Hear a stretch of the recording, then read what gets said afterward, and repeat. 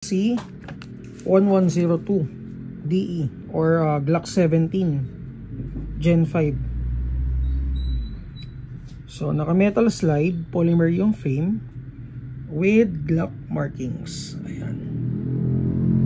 So ito may Glock markings din yan, ha. So threaded din pala yung outer barrel, and then may underrail na for accessory attachment.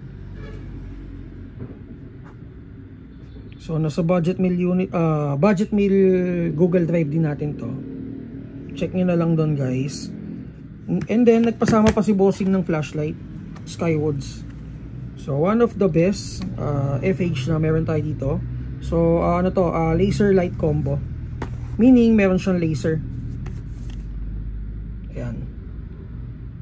So 560 lumens. And then rated siya, guys, kung ilalaro nyo siya, kahit wag na kayo mag-protector dito, kaya niyang i-withstand siguro hindi lang 600 fps, siguro mga 500, 550 kaya. Okay, so test natin to. Chrono check 324, 315.